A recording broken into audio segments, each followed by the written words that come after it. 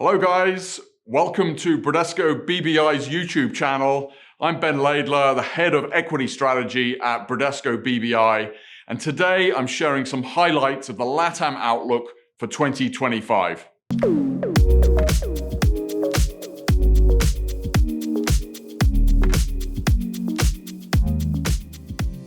It's been a poor year for Brazil and LatAm equity markets, and many investors are feeling depressed right now. But we think it's darkest before dawn, and next year will be better. LatAm stock markets have fallen 25% in US dollars this year. The drivers have been a tightening vice of self-inflicted local problems, from concerns over the new government in Mexico to fiscal spending in Brazil, but also global uncertainty with the incoming Trump administration. Company earnings have performed really well, but this has been more than offset by much weaker currencies and by stock valuations that got even cheaper. That's the bad news. The good news is that any loosening of this vice could drive significant stock market upside off these very depressed levels. The main catalysts for this, though, are not until the second half of next year.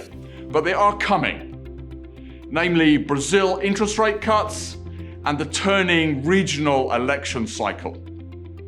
We see double-digit upside for LatAm markets next year.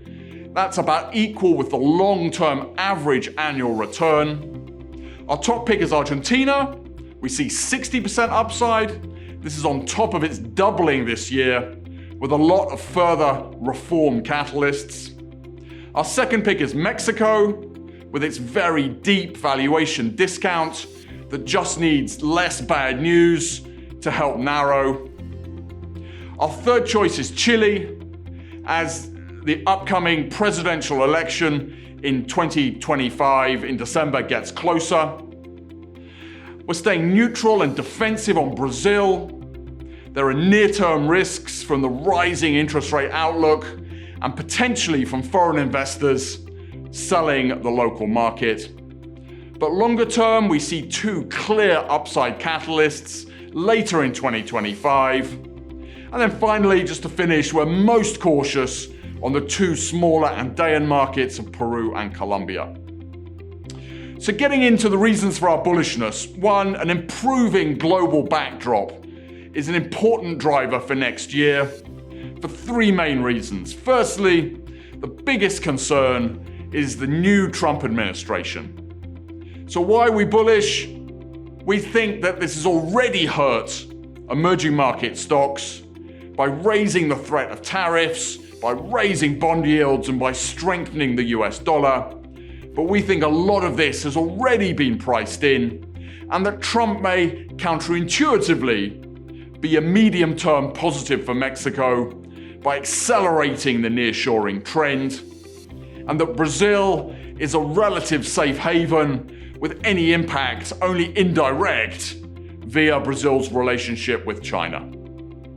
Secondly, on China, the world's second largest economy, its biggest buyer of commodities, and the largest emerging market, we see room for a double positive. With the vast majority of its fiscal stimulus package still to come, this will support the economy, and it could also push some of the huge trapped liquidity in China held by retail investors into the local stock market there. And our third reason for global optimism is that the tech-led US bull market that has roared on, making the US market truly supersized, at over 2/3 of global market cap, that has sucked liquidity out of the rest of the world, including emerging markets, that this could gradually ease. Given the record valuation gap with the rest of the world, given the deceleration of big tech earnings, and that this opens up the opportunity for assets like emerging markets, which are smaller, which are cheaper, which are more unloved, and where we think a little bit of new attention could go a very long way.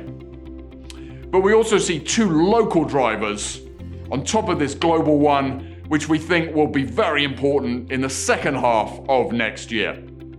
The first is interest rate cuts in Brazil.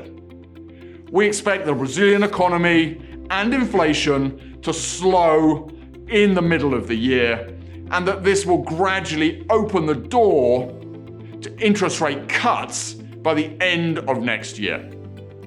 And we think investors will anticipate this for three reasons.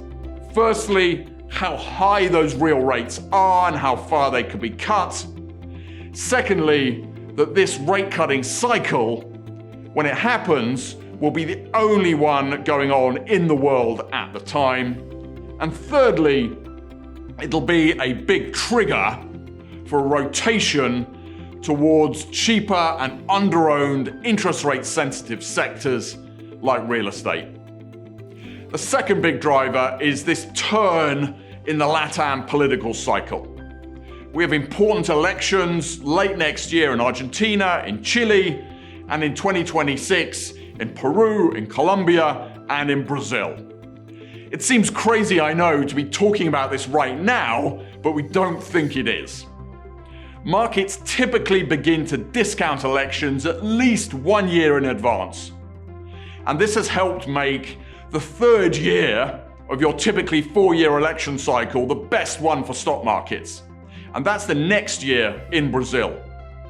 Historically, this has been the best year for markets, and it doesn't actually matter who wins the election. This is just the market starting to discount the possibility of change. So whilst it's been a bad year for LatAm stock markets, and there are plenty of challenges ahead, so we see 3 reasons for optimism next year: a better than feared global backdrop, Brazil rate cuts, and a turning LatAm political cycle. Remember, it's always darkest before dawn. These are our year ahead 2025 Outlook Reports highlights. Stay updated on the financial markets, subscribe to our channel, turn on the notifications.